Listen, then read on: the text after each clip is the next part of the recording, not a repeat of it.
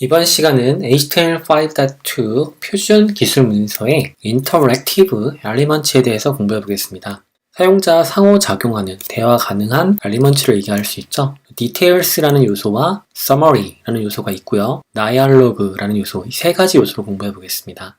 먼저 Details 요소는 뭔가 자세히 보여준다는 느낌이 좀 강하죠. 그래서 이를 Disclosure Widget이라 부르게 되는데요. 위키피디아에 나와 있는 문서 내용을 살펴보시면 좋을 것 같습니다.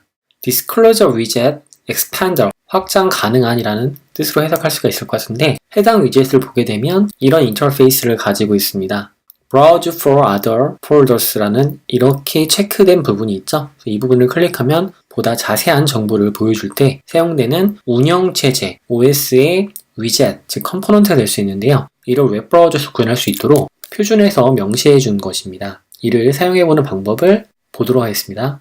Disclosure Widget의 경우는 정보를 감추거나 또는 펼쳐서 보여주는 목표로 사용이 되고요. 과거에는 이제 아코디언이라고 해서 이 컴포넌트는 브라우저에서 기본 제공되지 않기 때문에 자바스크립트를 사용해서 제작을 했었습니다. 하지만 HTML5의 표준에서는 Details라는 요소를 제공해 줌으로써 브라우저가 자체적으로 내장된 이와 같은 위젯 컴포넌트를 제공할 수가 있게 된 거죠. 모든 정보를 일시에 공개하지 않고 사용자의 요구에 맞춰서 정보를 공개할 수 있기 때문에 화면의 복잡함을 줄이는 목표로 사용할 수 있습니다. 참고로 각주는 적합하지 않죠. 우리는 각주를 anchor element의 href 값의 해시를 사용해서 하단에 위치되어 있는 각주 id 값으로 연결하는 부분을 앞선 영상에서 살펴본 바 있습니다. Details라는 요소를 각주 용도로 사용하지는 마세요 라는 얘기가 되겠고요. 속성은 오픈이라는 속성이 있습니다. 이 오픈 속성이 Details에 붙어있게 되면 페이지 로딩을 할 때 위젯을 펼쳐서 표시하도록 하고요. 오픈이 없으면 기본적으로 감춰진 형태로 표시를 하게 됩니다.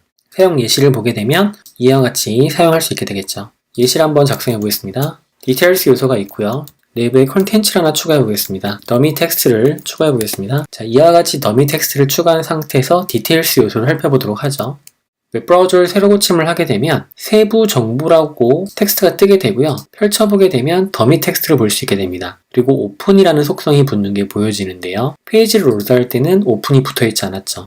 로드할 때 오픈이라는 속성을 붙이고자 한다면 다음과 같이 붙일 수 있겠고요. 페이지 로드를 하게 되면 기본적으로 펼쳐있는 상태가 될 수 있겠습니다. 방금 전에 봤던 세부 정보라고 되어 있는 부분을 여러분이 원하는 이름을 부여하시려면 Details 요소 내부에 레이블 또는 캡션, Summary, 요약 등을 표시할 때 Summary라는 요소를 사용할 수 있습니다. 마치 우리가 이전 영상에서 공부했던 Fields셋 내부에 Legend 요소를 쓰듯이 비슷하죠. 이 Summary 요소를 사용해서 제목을 추가해 보겠습니다. 사용자와 상호작용하는 요소로 작성을 해보도록 하고요. 웹페이지 와서 로드를 해보게 되면 사용자와 상호작용하는 요소로서 레이블이 붙는 것을 살펴볼 수 있겠습니다. 디테일스 요소와 서머리 요소 그리고 오픈 속성을 사용하는 방법 등에 대해서 기술을 드렸습니다. 다음 요소의 경우는 다이얼로그 요소인데요. 다이얼로그는 위키피디아 내용을 보게 되면 대화 상자라고 안내를 해줍니다. 그래픽 사용자 인터페이스 GUI죠. GUI라고 불리는 GUI에서 대화 상자는 사용자에게 정보를 보여주거나 응답을 받는 사용자 인터페이스에 사용되는 특별한 창이다 라고 안내해주고 있습니다. 이처럼 모달 윈도우라고 불리는 걸 띄우죠. 국내에서는 이제 레이어 팝업이라는 말을 사용하기도 하는데 정식 명칭은 모달 윈도우 또는 다이얼로그 이런 것들을 사용할 수 있겠습니다. 모달 윈도우 또는 대화 상자로 불립니다. 디테일스와 마찬가지로 오픈 속성이 있으면 처음부터 표시를 하고요. 오픈 속성이 없으면 표시를 하지 않습니다. 사용법은 다이얼로그를 사용하게 됩니다. 예제를 보게 되면 컨테이너라는 이름의 클래스를 가지고 있는 디비전 내에 다이얼로그를 사용해 보도록 하고요. 버튼을 사용해서 type submit이라고 써줄 수 있겠고요. confirm이라고 써보겠습니다. 페이지를 로드했을 때 다이얼로그가 기본적으로 표시가 안 되는데요. 오픈이라는 속성을 주게 되면 표시가 됩니다. 오픈이라는 속성을 주고 페이지 로드를 하게 되면 오픈이라고 보여진 형태 되겠죠. 버튼을 누르게 됐을 경우에 닫히게 만들 수도 있을 겁니다. 물론 자바스크립트를 사용을 해야 되겠죠. 자, 가볍게 Details, Summary, 다이얼로그 사용 방법을 공부해 봤으니까 이를 사용해서 UI를 한번 구현해 보겠습니다. 자, 이것은 이제 파일을 전송할 때 사용하는 그런 다이얼로그를 띄워볼 건데요. 페이지 로드를 해보게 되면 지금은 이렇게 표시가 되고 있죠. 이 내용을 UI로 구현해 보겠습니다. 다이얼로그를 작성해서 오픈 속성을 주어서 화면에 표시하도록 만들어 보도록 하고요. 해당 내용을 잘라서 섹션 요소를 만들겠습니다. h2 요소를 사용해서요. 해당 내용을 붙여주도록 하고요. 그리고 복사 중이라는 내용은 details 내부에 summary 내부에 집어넣겠습니다. 해당 내용은 내부의 컨텐츠가 될 텐데요. 이것은 어떤 속성에 따른 값을 명시해주고 있으므로 설명 요소가 될 수 있겠죠. definition 리스트 안쪽에 definition term으로 마크업을 해주도록 하고요. 해당 내용의 뒤쪽에 있는 요소는 definition description으로 dd 요소로 구조화해 주도록 하겠습니다. 해당 내용은 내부 컨텐츠에 들어가 있어야겠죠. 작성을 해주도록 하고요. 저장한 후에 웹브라우저에서 확인해 보겠습니다. 페이지 로드하게 되면 이처럼 펼쳐진 형태로 볼 수 있죠.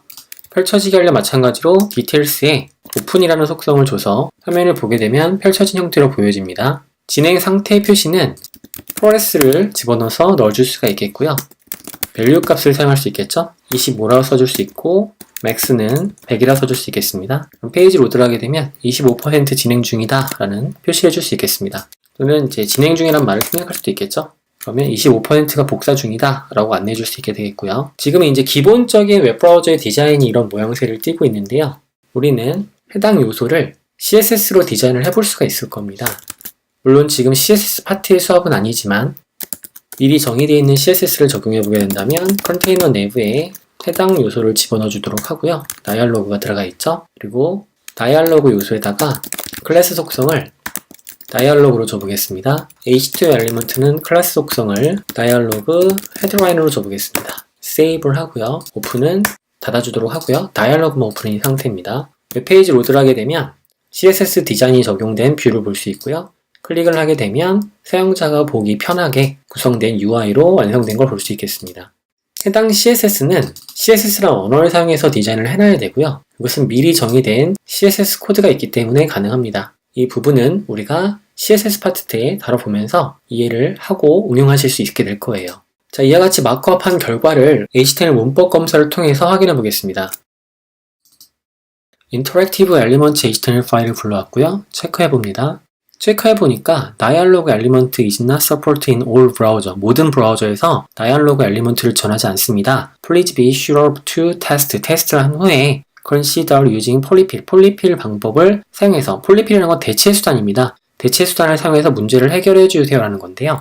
여러분이 미리 알아야 될 필요가 있는 것이 우리가 공부하는 것은 HTML5.2입니다. 최신 버전의 웹 표준 문서예요. recommendation 표준 문서이기 때문에 모든 브라우저가 여기서 우리 다뤘던 내용들을 완벽히 다 전하진 않습니다. 그런 부분들을 확인하셔서 적용할 수 있도록 고려해 주시면 좋습니다. 그 내용은 나중에 차후 영상 강의에서 보다 자세히 얘기를 해보도록 하겠습니다.